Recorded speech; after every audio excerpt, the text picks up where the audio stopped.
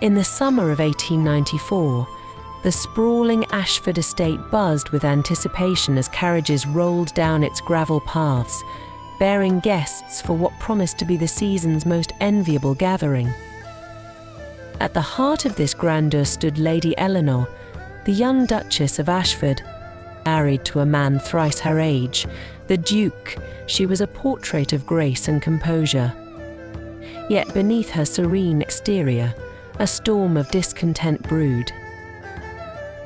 The Duke, a formidable figure in politics and business, saw his young wife more as a decorative asset than a partner.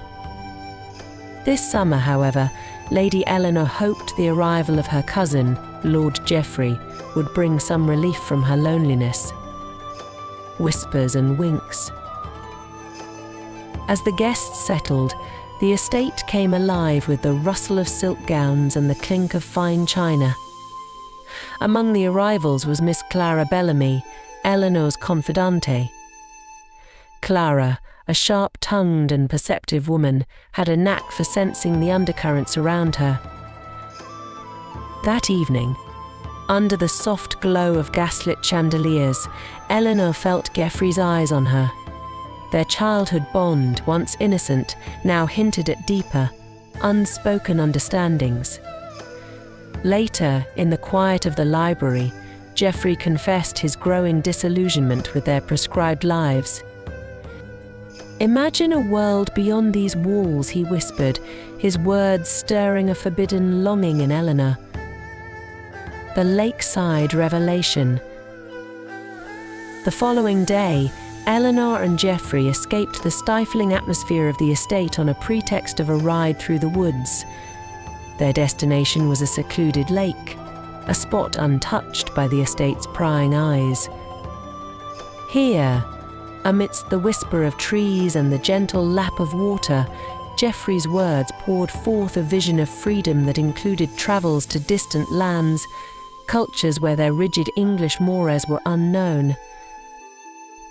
Eleanor's heart raced as she listened. Here was the understanding and passion she craved, so starkly absent in her marriage.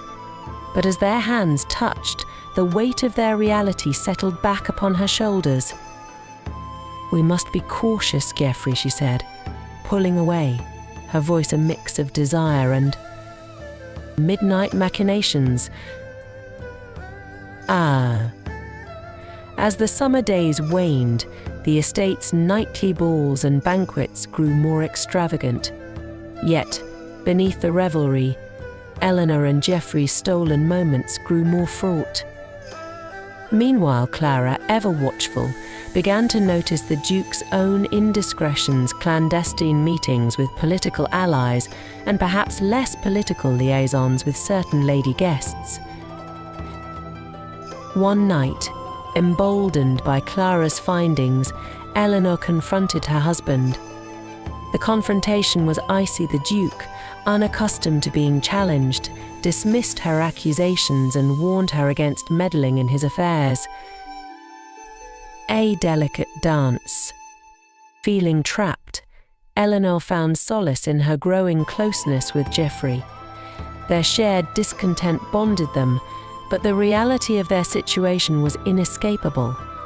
Any misstep could lead to scandal or worse, ruin. Their delicate dance continued until the end of the season, with each glance and touch loaded with unspoken promises and risks. As guests departed and the estate quieted, Eleanor made a decision.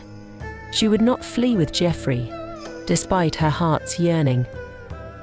Instead, she resolved to carve out a space for herself within her world's constraints. Autumn's promise. Anne. The season ended with the leaves turning golden, a reminder of the inevitable changes. Eleanor and Geoffrey parted with a promise to remain confidants, allies in a world that offered little room for their kind of dreams. Back in her husband's home, now quiet, Eleanor poured herself into her studies and philanthropy, slowly building a life of her own design. It was not the freedom she had envisioned by the lake, but it was a beginning, a promise that one day she might find a way to live her truth fully and without fear. As for Geoffrey, he left England to explore the world he had dreamt of. His letters, filled with tales of faraway places, arrived like whispers of a life that could have been, each word a testament to the enduring bond between two souls caught in the web of Victorian propriety. Eleanor often walked to the lake, the site of their revelation.